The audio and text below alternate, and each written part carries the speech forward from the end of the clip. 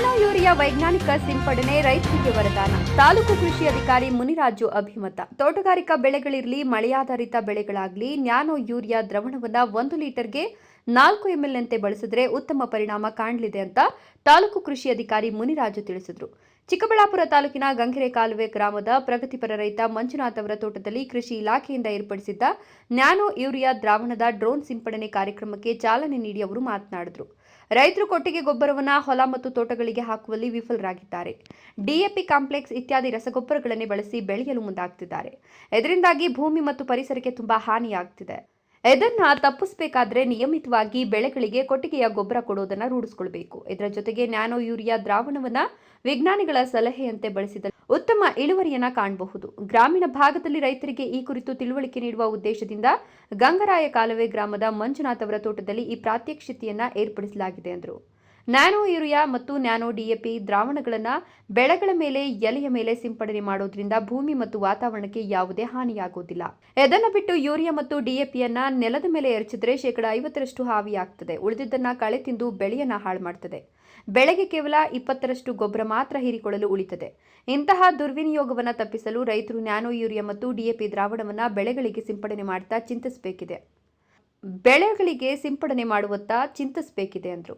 ಯಾವುದೇ ಬೆಳೆಯಲ್ಲಿ ಕಾಂಡದ ಮೂಲಕವೇ ಗೊಬ್ಬರವನ್ನು ಹೀರುವ ಪ್ರಕ್ರಿಯೆ ಇರೋದ್ರಿಂದ ನ್ಯಾನೋ ಯೂರಿಯಾ, ಡಿಎಪಿ ಇತ್ಯಾದಿ ರಸಗೊಬ್ಬರದ ದ್ರಾವಣವನ್ನು ಬೆಳೆಗಳ ಮೇಲೆ ಸಿಂಪಡಿಸಿದ್ರೆ ಆ ಕಾಂಡವು ಬೇಗನೆ ಹೀರಿಕೊಳ್ತದೆ. ನೇರವಾಗಿ ಗಿಡಗಳ ಮೇಲೆ ಸಿಂಪಡಣೆ ಮಾಡೋದ್ರಿಂದ ಭೂಮಿಯ ಒಳಗಿರುವ ಸೂಕ್ಷ್ಮಾಣು ಜೀವಿಗಳಾಗಲಿ, ಭೂಮಿಯಾಗಲಿ ಯಾವುದೇ ಅಪಾಯವನ್ನು ಎದುರಿಸೋದಿಲ್ಲ ಅಂದರು. ನ್ಯಾನೋ ಯೂರಿಯಾ ಪ್ಲಸ್ ದ್ರಾವಣದಲ್ಲಿ 20% ಸಾರಜನಕವಿದೆ. 1 ಮೂಟೆ ಯೂರಿಯಾಗೆ ಬದಲಾಗಿ 1 ಲೀಟರ್ ನ್ಯಾನೋ ದ್ರಾವಣ ಬಳಸಿದ್ರೆ ಸಾಕು. ಹಾಗೆ 1 ಲೀಟರ್ ನ್ಯಾನೋ ಡಿಎಪಿ ದ್ರಾವಣ 1 ಮೂಟೆಗೆ ಸಮ ಆದ್ರು. ಕೊಡ್ತಾ ಇದ್ದೀವಿ. ಅದಕ್ಕೋಸ್ಕರ ಅದನ್ನ ಅವಾಯ್ಡ್ ಮಾಡೋಕ್ಕೋಸ್ಕರ ಮತ್ತೆ ಈ ವಾತಾವರಣದಲ್ಲಿ ಮತ್ತೆ ಮಾನವನ ಮೇಲೆ ಎಷ್ಟು ದುಷ್ಪರಿಣಾಮ ಬೀಳ್ತಾ ಇದೆ ಅದನ್ನು ಅವಾಯ್ಡ್ ಮಾಡೋಕ್ಕೋಸ್ಕರ ನಾವು ಈ ನ್ಯಾನೋ ಯೂರಿಯಾ ಮತ್ತು ನ್ಯಾನೋ ಡಿಎಪಿನ ಬಳಸಬೇಕು ಅಂತ ರೈತರಲ್ಲಿ ಹೆಚ್ಚು ಪ್ರಚಾರ ಮಾಡ್ತಾ ಇದ್ದೀವಿ. ಇದರಲ್ಲಿ ಏನಪ್ಪ ಅಂದರೆ ನಮ್ಮ ಪ್ರಮುಖ ಒಂದು ಯೂರಿಯಾಗೆ ಬಂದರೆ 50 kg ಯೂರಿಯಾ ಬಳಸಿದ್ರೆ ನೀವು ಮೊದಲನೇದಾಗಿ ಅದರಲ್ಲಿ 50 ಭಾಗ ಬಿಸಿಲಿನಿಂದ ಆವಿಯಾಗಿ ಹೊರಟೋಗುತ್ತೆ. ಈ ರಸಗೊಬ್ಬರಗಳಲ್ಲಿ ಆವಿಯಾಗುವಂಥ ಗೊಬ್ಬರ ಯಾವುದಾದ್ರು ಒಂದಿದ್ರೆ ಯೂರಿಯಾ ಗೊಬ್ಬರ ಒಂದೇ ಹಾಕಿದ ತಕ್ಷಣ 50 ಭಾಗ ಆವಿಯಾಗೋಗುತ್ತೆ. ಈಗ ನೆಲದಲ್ಲಿ ತೇವಾಂಶ ಇದ್ದರೆ ತಕ್ಷಣಕ್ಕೆ 1 ಅವರ್ 2 ಅವರ್ ಬಿಟ್ಟರೆ ನಮಗೆ ಬೆಳೆ ಎಳ್ಕೊಳ್ಳೋದು. ತೇವಾಂಶದ ಜೊತೆಗೆ ತೇವಾಂಶದ ಕೊರತೆ ಇದ್ರೆ ಏನಾಗುತ್ತೆ ಅಲ್ಲಿ ಬೇಗ ಆವಿಯಾಗುತ್ತೆ. ಆವಿಯಾದ್ರ ಜೊತೆಗೆ ಬೆಳೆ ಜೊತೆ ಕಳೆನೂ ಇರ್ತದಲ್ಲ, ಕಳೆ ಎಳ್ಕೊಳ್ಳುತ್ತೆ. ಈ ಹಾಕೋ ಗೊಬ್ಬರದಲ್ಲಿ ನಾವು ಹಿಡಿಯೋದೆಷ್ಟು 20 ಭಾಗ ಅಷ್ಟೇ ಬೆಳೆಗಿದೆ. ಅದಕ್ಕೋಸ್ಕರ ನಾವೇನು ಮಾಡ್ತೀವಿ, ನ್ಯಾನೋ ಯೂರಿಯಾ ಬಳಸೋದ್ರಿಂದ ಡೈರೆಕ್ಟ್ ನಾವು ಎಲೆ ಮೇಲೆ ಸ್ಪ್ರೇ ಮಾಡ್ತೀವಿ. ಎಲೆ ಮೇಲೆ ಸ್ಪ್ರೇ ಮಾಡೋದ್ರಿಂದ ಏನಾಗುತ್ತೆ ಅಂತಂದರೆ ಡೈರೆಕ್ಟಾಗಿ ಅದರಲ್ಲಿ ಟೊಮೆಟೊ ಅಂತಿರುತ್ತೆ. ಈ ನೀರು ಮತ್ತು ಏನು ರಸಗೊಬ್ಬರ ಇದೆ ಅದೆಲ್ಲನೂ ನಾವು ಟೊಮೆಟೊ ಮುಖಾಂತರ ಗಿಡಗಳು ಹೀರ್ಕೊಳ್ಳೋದು. ನೀವು ಡೈರೆಕ್ಟ್ ಎಲೆ ಮೇಲೆ ಸ್ಪ್ರೇ ಮಾಡೋದ್ರಿಂದ ಲಾಸ್ ಆಗುವಂಥ ಪರ್ಸೆಂಟೇಜ್ ತುಂಬ ಕಡಿಮೆ ಆಗುತ್ತೆ. ನಾವೆಷ್ಟು ನ್ಯಾನೋ ಯೂರಿಯಾ, ನ್ಯಾನೋ ಡಿ ಬೆಳೆಸ್ತೀರಿ ಅಷ್ಟು ಸಹ ಗಿಡಕ್ಕೆ ಸಿಗುತ್ತೆ. ಮತ್ತು ನೆಲದ ಮೇಲೆ ಬೀಳದೇ ಇರೋದ್ರಿಂದ ಮತ್ತು ಅದರಂಥ ಸೂಕ್ಷ್ಮ ಜೀವಿಗಳು ಸಹ ಎಫೆಕ್ಟ್ ಆಗಲ್ಲ. ಮತ್ತು ಮಣ್ಣು ಮತ್ತು ವಾತಾವರಣದಲ್ಲಿ ಆರೋಗ್ಯದ ಮೇಲೆ ಯಾವುದೇ ಕಾರಣಕ್ಕೂ ಯಾವ ದುಷ್ಪರಿಣಾಮ ಬೀಳಲ್ಲ. ನೀವು ಎಷ್ಟು ಗೊಬ್ಬರ ಬಳಸ್ತೀರಿ ಅಷ್ಟು ಸಹ ಬೆಳೆಗೆ ಸಿಗುವಂಥದ್ದಾಗುತ್ತೆ. ಇದರಲ್ಲಿ ಏನಪ್ಪ ಅಂದರೆ ನ್ಯಾನೋ ಯೂರಿಯಾ ಪ್ಲಸ್ ಅಂತ ಬಂದಿದೆ. ಅದರಲ್ಲಿ 20% ಸಾರಜನಕ ಇದೆ. ಇದು 1 ಮೂಟೆ ಯೂರಿಯಾ ಎಷ್ಟು ಗೊಬ್ಬರ ಈಕ್ವಲ್ ಅಂತಂದರೆ ಅರ್ಧ ಲೀಟ್ರ್ ಏನು ನೀವು ಬೆಳೆಸ್ತೀರಲ್ಲ ನ್ಯಾನೋ ಯೂರಿಯಾಗೆ ಸಮ ಇರುತ್ತದೆ. ಅದನ್ನು ನೀವು ಯೂರಿಯಾ ಬದಲಾಗಿ ಇದನ್ನು ಆಲ್ಟರ್ನೇಟಿವ್ ಬಳಸ್ಬೋದು. ಮತ್ತು 1 DAP ಗೊಬ್ಬರಕ್ಕೆ ಆಲ್ಟರ್ನೇಟಿವ್ ಆಗಿ 1 ಲೀಟ್ರು 1 ನ್ಯಾನೋ ಯೂರಿಯಾ ನ್ಯಾನೋ DAPನ ಕಂಪಲ್ಸರಿಯಾಗಿ ಬಳಸ್ಬೋದು. ಇದು ನ್ಯಾನೋ ಯೂರಿಯಾನ ಬಿತ್ತನೆ ಆದ 30 ದಿನಕ್ಕೆ 1 ಲೀಟ್ರಿಗೆ 4 ml ಆಗಿ 4 ml ಮಿಶ್ರಣ ಮಾಡಿ ನಾವು ಸ್ಪ್ರೇ ಮಾಡ್ಬೋದು. ಮತ್ತು ಈ ನ್ಯಾನೋ DAPನ ನೀವು ಬೀಜೋಪಚಾರಕ್ಕೆ ಸಹ ಬಳಸ್ಬೋದಾಗಿದೆ. 1 ಲೀಟ್ರಿಗೆ 10 ml ಆಗಿ ನೀವು ಮಿಶ್ರಣ ಮಾಡಿ ನೀವು ಬೀಜೋಪಚಾರ ಮಾಡ್ಬೋದು. ಇಲ್ಲ ಅಂತಂದರೆ ನೀವೇನು ತೋಟಗಾರಿಕೆ ಬೆಳೆಗಳು ಕಟ್ಟಿಂಗ್ಸ್ ಏನು ಬಳಸ್ತೀರಲ್ವ, ಈ ಶಾಮಂತಿ ಆಗ್ಬೋದು ಅಥವಾ ಏನಾದರೂ ಆಲೂಗಡ್ಡೆ ಬಳಸೋದ್ರಿಂದ ಟ್ರೀಟ್ಮೆಂಟ್ ಮಾಡೋದು ಸಹ ಬಳಸ್ಬೋದಾಗಿದೆ. 1 ಲೀಟ್ರಿಗೆ 10 ml ಆಗಿ ನೀವು ನೀರಿನಲ್ಲಿ ಒಂದು 20 ರಿಂದ 30 ನಿಮಿಷ ನೀವು ನೆನೆ ಹಾಕಿ ತದನಂತರ ನೀವು ಬಳಸ್ಬೋದಾಗಿದೆ. ಇವತ್ತು ಡ್ರೋನ್ ಮುಖಾಂತರ ಯಾಕೆ ಸ್ಪ್ರೇ ಮಾಡ್ತೀವಿ ಅಂತಂದರೆ ಸ್ವಲ್ಪ ಬೆಳೆ ಹೈಟಾಗಿ ಬೆಳೆದಿರ್ತದೆ, ನೀವು ಸ್ಪ್ರೇ ಮಾಡಲಿಕ್ಕೆ ಆಗಲ್ಲ. ಅದಕ್ಕೋಸ್ಕರ ಇವತ್ತು ಡ್ರೋನ್ ಮುಖಾಂತರ ಇವತ್ತು ಸ್ಪ್ರೇ ಮಾಡ್ತೀವಿ. ಇದನ್ನು ನ್ಯಾನೋ DAPನ ಯಥೇಚ್ಛವಾಗಿ ತೋಟಗಾರಿಕೆ ಬೆಳೆ ರೈತರು ಈಗ ಪ್ರತಿ ಬೆಳೆಗೂ ತೋಟದ ಬೆಳೆಗೆ ನೀವು ಸ್ಪ್ರೇ ಮಾಡ್ತೀವಿ. ಸ್ಪ್ರೇ ಮಾಡೋದು ಏನು ನೀವು ಡ್ರಮ್ಮು ಅಥವಾ ಸ್ಪ್ರೇಯರಲ್ಲಿ ಸ್ಪ್ರೇ ಮಾಡ್ತೀವಿ.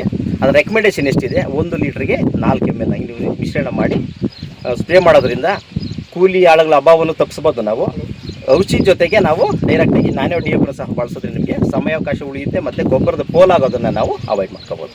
ಇಷ್ಟನ್ನು ನೀವು ಇನ್ನು ಮುಂದೆ ಇದನ್ನೇನಪ್ಪ ಅಂತಂದರೆ ಮುಂದಿನ ಜನ್ರೇಷನ್ನ ಮುಂದಿನ ಪೀಳಿಗೆಯಾಗೋ ರಸಗೊಬ್ಬರಗಳು ಅಂತಾರೆ ಇದನ್ನು. ಮುಂದಿನ ಪೀಳಿಗೆ ಅಂತಂದರೆ ನಮ್ಮ ಮಕ್ಕಳು ಮತ್ತು ಮೊಮ್ಮಕ್ಕಳ ಕಾಲಕ್ಕೆ ಬರೋಂಥ ಗೊಬ್ಬರಗಳು ಇವೆ.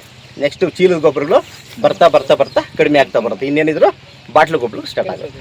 ಪ್ರಗತಿಪರ ರೈತ ಮಂಜುನಾಥ್ ಮಾತನಾಡಿ, ನಾವು ನಮ್ಮ ತಾತ ಮುತ್ತಾತನ ಕಾಲದಿಂದ ತೋಟಗಾರಿಕೆ ಮತ್ತು ಮಳೆಯ ಆಶ್ರಿತ ಬೆಳೆಗಳನ್ನು ಬೆಳೆಯುತ್ತಿದ್ದೇವೆ. ಕೃಷಿ ಇಲಾಖಾ ಅಧಿಕಾರಿಗಳ ಮಾಹಿತಿಯಂತೆ ಇತ್ತೀಚೆಗೆ ನಾವು ನ್ಯಾನೋ ಡಿಎಪಿ ಮತ್ತು ಯೂರಿಯಾವನ್ನು ಬಳಸುತ್ತಿದ್ದೇವೆ. ಇದರಿಂದ ಉತ್ತಮ ಇಳುವರಿ ಪಡೆಯಲು ಸಾಧ್ಯವಾಗಿದೆ. ಇದರಿಂದ ಯಾವುದೇ ಅಡ್ಡ ಪರಿಣಾಮಗಳು ಆಗೋದಿಲ್ಲ. ಎಲ್ಲ ರೈತರು ಇದನ್ನು ಬಳಸಿಕೊಂಡ್ರೆ ಲಾಭ ಪಡಿಬಹುದು ಅಂತ ಸಲಹೆ ಕೊಟ್ಟರು. ನಿಮ್ಮೂರ ಹೆಸರಲ್ಲಿ? ನನ್ನ ಹೆಸರು ಮಂಜುನಾಥ್ ಅಂತ, ಗಂಗರೇಕಲ್ವೆ ಗ್ರಾಮ. ನಾವು ಸುಮಾರು ತೋಟಗಾರಿಕೆ ಬೆಳೆಗಳು ಹಾಗೂ ಎಲ್ಲ ರೀತಿಯ ತರಕಾರಿ ಬೆಳೆಗಳನ್ನು ಬೆಳೀತಾ ಇರ್ತೀವಿ. ಅದಕ್ಕೆ ನಾವು ನ್ಯಾನೋ DAPಯನ್ನು ಯಥೇಚ್ಛವಾಗಿ ಬಳಸ್ತಾ ಇದ್ದೀವಿ. ಅದರಿಂದ ಏನೂ ತೊಂದರೆ ಆಗಿಲ್ಲ, ಒಳ್ಳೆ ಉತ್ತಮ ಫಲಿತಾಂಶ ಬರ್ತಾಯಿದೆ. ಅದರಿಂದ ಎಲ್ಲ ರೈತರು ಸಹ ಅದನ್ನು ಸದುಪಯೋಗ ಪಡಿಸ್ಕೊಬೋದು. ಅದರಿಂದ ಏನೂ ತೊಂದರೆ ಆಗೋದಿಲ್ಲ. ನಾವು DAP ಮೂಟೆಗಳು ತಂದು ಸುರಿಯೋದ್ರಿಂದ ಇದನ್ನು ಬಳಸೋದ್ರಿಂದ ನಮಗೆ ಕೆಲಸನೂ ಕಡಿಮೆ ಆಗ್ತದೆ, ಈಸಿಯಾಗಿ ಉತ್ತಮ ಫಲಿತಾಂಶನೂ ಬರ್ತದೆ. ಅದರಿಂದ ರೈತರು ಇದನ್ನೆಲ್ಲ ಸದುಪಯೋಗ ಪಡಿಸ್ಕೋಬೇಕಂತ ನನ್ನ ಮನವಿ ಮಾಡ್ತಾಯಿದ್ದೆ. ನೀವು ಇವತ್ತು ಔಷಧಿ ಯಾವ ಮುಖಾಂತರ ಮಾಡ್ತಿದ್ರಣ್ಣ? ಡ್ರೋನ್ ಮುಖಾಂತರ ಮಾಡಿಸಿದ್ದೀವಿ, ಸಿಂಪಡಣೆ ಮಾಡಿದ್ದೀವಿ. ಯಾಕೆ ಅಂತ? ಡ್ರೋನ್ ಮುಖಾಂತರ ಮಾಡಿದಾಗ ಎಲ್ಲ ಬೆಳೆಗಳಿಗೆ ಕರೆಕ್ಟಾಗಿ ಎಲ್ಲ ಬೀಳ್ತೈತೆ, ಅದು ಚೆನ್ನಾಗಿ ಅನುಕೂಲ ಆಗ್ತದೆ ಅಂತ ಹೇಳ್ಬಿಟ್ಟು, ಆಮೇಲೆ ಕೆಲಸದಾಳುಗಳು ಕಡಿಮೆ ಬೀಳ್ತಾರೆ, ನಮ್ಗೆ ಆ ರೀತಿ ಏನೂ ಇರೋದಿಲ್ಲ ಅಂತ, ಸಮಯನೂ ಉಳಿತದೆ ಅಂತ ಹೇಳ್ಬಿಟ್ಟು ಡ್ರೋನ್ ಮುಖಾಂತರ ಗೊಬ್ಬರದ ಖರ್ಚು ಕೂಡ ಉಳಿತದೆ ನಮಗೆ. ಅದು ಇವಾಗ ಜೋಳದ ಇದ್ರ ತೆನೆಗೆ ನೀವು ಔಷಧಿ ಹೊಡೆದ್ರೆ, ಒಂದು ವೇಳೆ ನೀವು ಔಷಧಿ ಹೊಡಿಬೇಕಾದ್ರೆ ಯಾವ ರೀತಿ ಕಷ್ಟ ಆಗ್ತಿತ್ತು ಅಂತ ಎಲ್ಲ ಕಷ್ಟ ಸರ್. ಈಗ ನಾವು ಹೊಡಿಬೇಕಂತಂದ್ರೆ ಒಂದು 5-6 ಜನ ನಮಗೆ ಲೇಬರ್ ಬೇಕಾಗ್ತಾ ಇತ್ತು. ಔಷಧಿ ಕೂಡ ಜಾಸ್ತಿ ಬೇಕಾಗ್ತಾ ಇತ್ತು, ಸಮಯನೂ ಜಾಸ್ತಿ ತಗೊಂತ ಇತ್ತು ಸರ್. ನಮಗೆ ಎಲ್ಲ ರೀತಿಯಿಂದ ನಮಗೆ ಕಷ್ಟ ಆಗ್ತಾ ಇತ್ತು. Jangalahalli Ashwath, power news 1 Chikkaballapur.